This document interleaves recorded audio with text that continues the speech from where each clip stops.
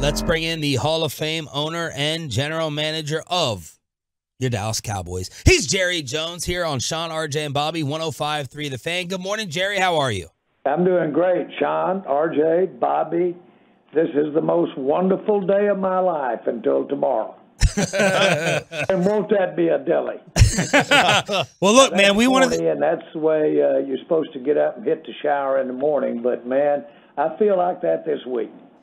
Have you always been this optimistic, like even before you hit it big and had your business success or NFL success? Were you always just always an optimistic person, even in your high school, college days? I had a guy that had, I just hung on every word. He was relatively young. He owned 400 Howard Johnson's restaurants. Ooh. And every time he would have a coffee with me, I'd be there with bells on. I just hung on every word. I asked him one day, where do you find all the chefs for all these Howard Johnson restaurants? You got to have several of them, and you got 400 of them. Where do they come from? And he said, well, I really don't, Jerry, find chefs. But I said, let me give you a little tip. If it's supposed to be cold, make it so cold that it burns your mouth like hot ice. If it's supposed to be hot, burn the hell out of the roof of their mouth. Make it so hot. Intensity covers up a lot of the frailties of the talent of cooking. The same thing holds true when you're not cooking and doing a bunch of other things. Intensity is what it's about. Well, enthusiasm is intensity, and you bet you have to work to get enthusiastic. Wow. Good answer. That coffee thing sounds like a lawsuit, though, to me. Very McDonald's. Now, Jerry, we just want to start off congratulating you. We're on a high this entire week. We didn't think that the division was actually going to get done until that marvelous Philadelphia collapse. So you're sitting here winning the NFC East, the number 2 seed. Not really a question to go along with it, but congratulations, because I think all the DFW is on a tremendous high. Well, I'm excited for all of the fans in DFW, and I'm excited for all the fans all over the country. Yeah. This team has really hung in there. We have gone through what is known as a marathon. This is not a sprint. You start a season off, you've got 17 games to go. That used to be almost 2 college seasons. You had 10 games in a college season. That meant that some of the people start off as sophomores, and by the time they're at the last game, there'd be juniors because we play that many games.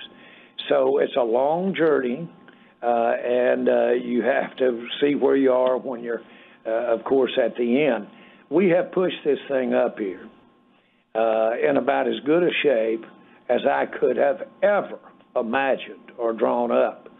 It's important to be healthy as you can possibly be when you get to the end and get in the playoffs. I don't know when we've been any healthier, all the way across the board. Certainly our key players, but the entire team would get a big A+ for health. Secondly, I'd like for this bunch to have been shot at in their foxhole and hit a little bit. You don't want to go into a rough situation with nobody that's ever felt a little angst or a little fear or all of the things that go with it. This bunch has been shot at and hit. And so that's good. And then not only that, we were instituting a change in what we were doing as a team, really on both sides of the ball. And to digest that change and to go from there to getting it and executing it at a high level like we are right now is real impressive. Yeah. And I think that the last couple of games that we've, in all phases, have played as well as we've played all year. There's going to always be some plays you want to take back. But to make those big plays and make them at the right time, have the players that should be making the big plays, making them at the right time. All of that feels like your plan worked to a certain degree. But to be where we are right now is too much to ask for, really, when we were at training camp. Jerry Jones here on The Fan. That's what I was going to ask you. How different is this team today that finished the regular season from the one that you thought you had drawn up at training camp? Well, they're daylight and dark. First of all, they've had small lifetimes to be dramatic, Norm wave a little bit. But, boy, they've gone through on an individual basis. Some of them have gone through minor or really significant injury. Some of them have been on IR. Some of them have not only had their game challenged a little bit or their own performance challenged a little bit. Most have had ups and downs throughout the year. If there's anything that football is about, period, if it contributes anything to our country, it's the people that play it from the standpoint of playing it, is that without the high price of major conflict, if you will, you get involved and you get knocked down. And I mean, you do get your nose blooded. And you do get up. Everybody wants to quit. Everybody wants to quit, not without exception. And to put yourself into that and push up against unnatural things, and I sound dramatic, but it's not natural to get in front of 300 pounds. You want to get out from in front of it.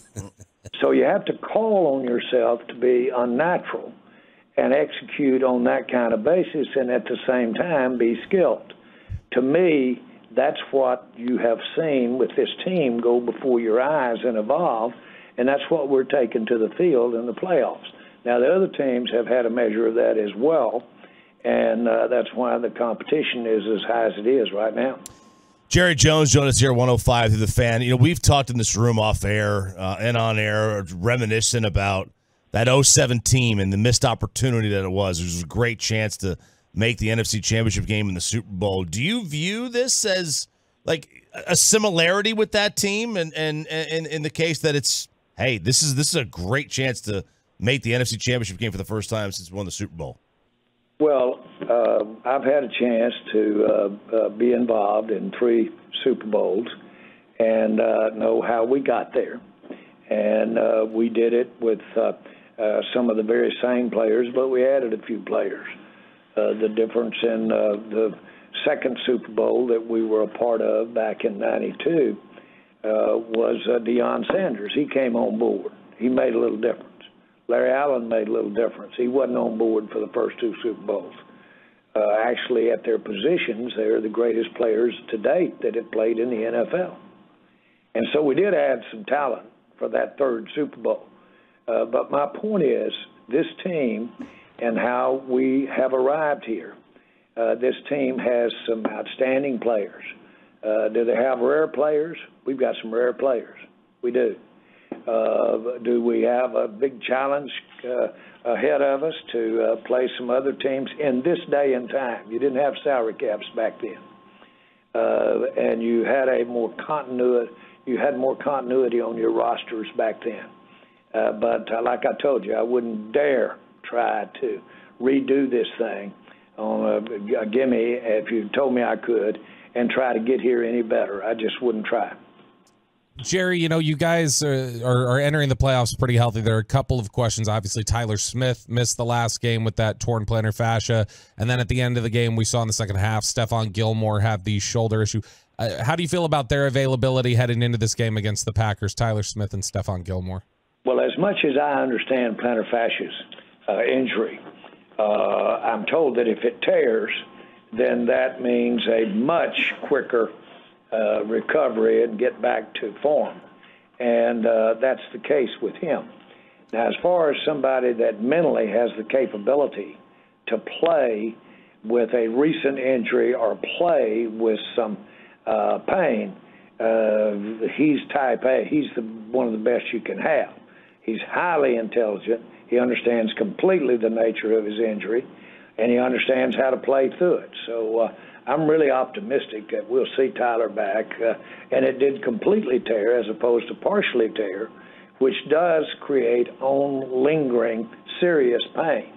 And we've seen all of that, but his is the kind and the result that you want to have if you have that injury. I personally think he'll be back playing. And is it realistic to think that Gilmore can go out there and be what he's been for you guys throughout the season after an injury like that? Well, I don't know. I know that it could have been worse, and we all know what he means to us. And so, is it a realistic chance to count on him we get ready to get the team ready to go this week? The answer is yes.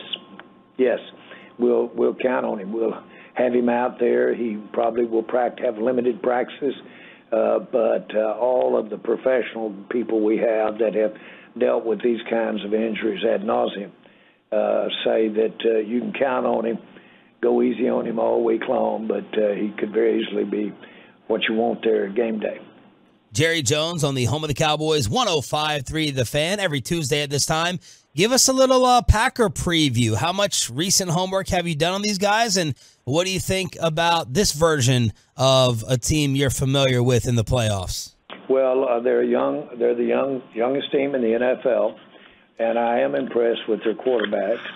And he's been through their system, and they had a plan for him from the day they drafted him, and he's got a lot of skills, and he's playing really well. And they're a young team. They are very talented with their receiving group, and so they're a playoff team, and they've earned it the hard way, and they've done what you want to do if you're a playoff team, and they've gotten better than they were when they started the year.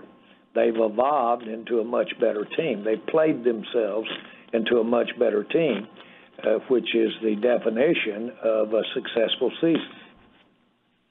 Jerry, do you expect there to be a lot of Packer fans in the building, and are you taking any precautions, and can you take any precautions of keeping those nasty people from Wisconsin out? Well, I really am thinking those nasty people are going to try to mess up our all-white presentation that we're trying to make out there. But let me tell you, Green Bay Packer fans, they travel big time. And they've got one of the greatest fan bases in sport. And they're one of the inspirations that made me want to get involved on a daily basis in my life in the NFL and football is the Green Bay Packer aura. And so they bring all the tradition in the world. And it just, since we don't get to play them twice a year as a division opponent, it just seems like that when you say the Green Bay Packers, they bring a traditional celebratory feeling to this ball game. So again, I'm doing some exciting arm waving here today, but to play the Green Bay Packers, they're certainly one of the great institutions of our league. But Jerry, sport. Yes, that's never really bugged you though, right? There's going to be a lot of cheeseheads that show up. You haven't said, all right, we got to figure out a way to try to keep them out from a zip code or ticketing standpoint. That's never really bugged you, right? Well, I've tried to ban them and didn't get very far there. And I've tried to figure out which ticket they wanted and raise that out of sight, and they won't let me do that. But other than that, no, I just take it as it comes. All right. Jerry, there's been several reports over the last 24 hours that, the Panthers, Chargers, Commanders, they've all reached out and asked for permission to interview Dan Quinn, your defensive coordinator. Are you confident that you're going to be able to keep him around for a third hiring cycle in a row? Well, let me put it like this. We've had several of our coaches. We've had several notices. We don't have to give permission anymore under the most circumstances. But we've had several of our coaches already receive letters of request. That's what happens when you have success is your coaches become available for elevations and opportunities. And it happens throughout your organization. And so that's just part of it. And the league is built so that it promotes advancement of coaches and basically executives that have been a part of a successful team. And Jerry, same sort of thing. Albert Breer reported just within the last hour that Will McClay's also generated a lot of interest, and that Carolina's interested in talking to him. So is Washington. Same sort of question. Do you have confidence that Will McClay is comfortable here in Dallas, and you won't have to fight with any other teams for him? I will really say to you, without trying to be evasive in any way, we have had over a handful, and by the time the day is over, we may have 3 handfuls of requests to talk. And so Will definitely is one of the ones that get talked to, but we'll have as many as 15 or 20 before we're through. Jerry Jones here. Very common nowadays because of the turnover that you have around the NFL. But you can't in any way be discouraged by that. And as a matter of fact, you might even want to encourage that, because that creates a real opportunity for somebody to come in and advance their careers by joining you when you have a vacancy. And we'll probably have several vacancies this year. Jerry, I have a general question about that, just to try to keep diving inside your business mind to steal some of the success one day. Because I remember being in the car the 2 times that it was announced that Dan Quinn was staying. But just in general, when talking someone into returning, is that like is that a challenge that gets you revved up? Do you have a special strategy to it because you somehow manage to pull it off way more often than not? Or does it usually just come down to who writes the biggest check at the end of the day? Well, you've got to have some logic behind why maybe another year or two would change the scene for him and have a better situation and better opportunities. So it's a combination of those things, because if they were looking at a situation that would improve their finances, then that's something you have to talk about and should talk about as well. But certainly that's a part of it. Is if you do want to keep somebody, then you have the ability to counter it. But here's the thing that I want to make sure is I had a guy one time tell me, I went to see him about Exxon giving a political contribution for Bill Clinton, of all people. And the guy, I said, I know he's returning for governor and you'll want to contribute to him, Exxon. And he said, Jerry said, governors, senators come and go. Exxon's infinity. We're going to give you, little governor, some money. Exxon's infinity. So the facts are that I will say, including yours truly, the NFL is infinity relative to a story like that. And in a sense, the Cowboys are too. And all of us that get to be a part of this thing come and go. And so, yeah, we've got to put it together, and we value our relationship with everybody that's associated with. But as it would turn out right now, I can really use the word thousands that I've been associated with and paid a check to with the Dallas Cowboys. Well said. We'll finish up with this, Jerry. We know you were asked about the reports about, Coach McCarthy's status and all of that, and your statement after the Washington game at the end, we'll see how each game goes, seemed like it was leaving a door open for possibilities. Is there anything you would like to clarify, confirm, follow up when it comes to being asked about Coach McCarthy's status? Well, I was a little surprised. I don't know how I could be any clearer. Coach McCarthy's under contract for next year, and so that's not an issue. Secondly, I couldn't be more pleased with what he's done and how he's coached.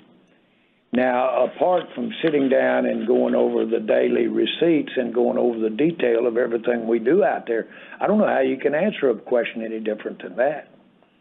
I certainly haven't sat down here right in the middle of the playoffs and started talking to him about something like a contract or something like that. Why would you do that? This is where he needs to have. He, by the way, is the busiest cat in all of Texas. Now, you talking about a one-armed paper hanger being busy, he is that. And so the last thing that I want to do is spend any time talking with him about these kinds of things, on agreements, extension of agreements, especially when I've got one. Yes. So that's it. And I've said I couldn't be more pleased with what he's done, and I really mean it. He has really made as big a difference from his head coaching vantage point as anybody could from any vantage point in the NFL. He's the big difference this year. Jerry, I think our interpretation didn't come from expecting an extension. I think we took we'll see how each game goes as, well, maybe he could be not with the Cowboys anymore if the playoffs don't go right. That's how most of the media interpreted or spun it. Well, I'm so sorry that media might interpret what I say differently. That's rare. I don't have that happen very often. Y'all really think I'm going to discuss this damn press conference? Well, we had to ask you about it. All right, guys. Thank you, Jerry. We appreciate it. Best of luck on Sunday. Thank you, man. Thank you. Let's have a great day.